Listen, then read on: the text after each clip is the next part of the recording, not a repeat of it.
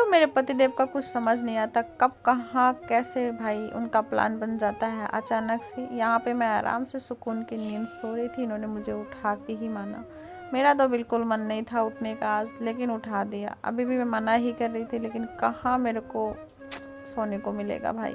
तो यहाँ पे मैं फटाफट से उठ के तैयार हो गई। हाँ हाँ, मैं ही हूँ, कंफ्यूज मत होना आप लोग। तो चलिए निकल पड़े हैं अपने मंजिल की ओर, आप सब लोग आगे बने रहना। वैसे यार कुछ भी कहो, लेकिन गूगल तो जमती है मुझे, है कि नहीं?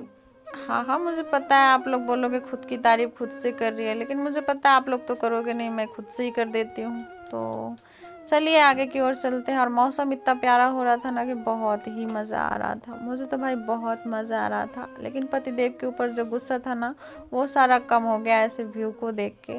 कुछ भी कहो, घूमने का मौका तो मिला। हाँ मानती हूँ काम के लिए ही जा रही हूँ, लेकिन फिर भी बाहर निकलने का मज़ा ही कुछ और चुके हैं बैंक, और आज का काम हमारा बैंक में ही है। लेकिन यहाँ आने के बाद पता चला कि सर नहीं है, क्योंकि सर तो 2 दिन से छुट्टी में है, उनके पेट में काफ़ी दर्द था इसीलिए। अब मेरे को समझ नहीं आ रही थी कि मैं क्या करूं यार। आ भी गई और काम भी नहीं होगा, वही वाला हाल हो गया ना कि खोदा पहाड़ और निकला चुहिया।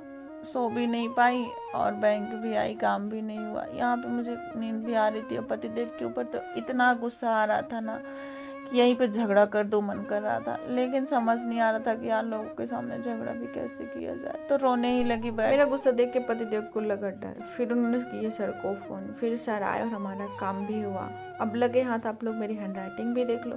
वैसे कुछ भी को है तो अच्छा, मैं पहले भी बोलती थी ना कि मेरी हैंड राइटिंग काफ़ी अच्छी है, अब आप लोग आज प्रूव भी देख लो। फिर हमारा हो गया काम और हम लोग निकल पड़े घर की ओर। देखिए मेरे हाथ में पासबुक है और मेरी खुशी का कोई ठिकाना नहीं। हाँ हाँ, माना कि अकाउंट में बैलेंस नहीं है, पर कभी तो होगा ना। तो चलिए फटाफट से चलते हैं घर की। तो हम जब रास्ते से जा रहे थे तो हमें दिखी बजरंगबली की बहुत बड़ी मूर्ति, तो हम माथा टेकने पहुंच गए। लेकिन वैसे भी लड़कियां नहीं जाती हैं उनके पास, लेकिन दूर से तो हम कुछ मांग ही सकते हैं ना। वहाँ से निकलने के बाद मैंने कोई भी शूट नहीं किया, सीधा घर आ गई, क्योंकि मेरे फ़ोन का हो गया था चार्ज ख़त्म। फिर आने के बाद मैंने घर का सारा काम फिनिश किया फटाफट से, और शाम के बज चुके थे 6 और मेरे सर में इतना दर्द था कि समझ नहीं आ रहा था मैं क्या करूं। तो सारा काम करने के बाद मैंने नहा लिया। नहाने के बाद मैंने किया पूजा और सीधा किचन में आ गई, क्योंकि आज खाना बनाने में काफ़ी लेट हो गई थी, शाम के बज चुके थे 8। तो यहाँ पे मैं बना रही थी कुंदरू और आलू की सब्ज़ी।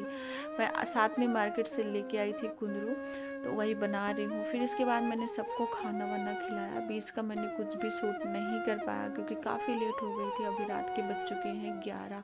और यहाँ पे मैं लगा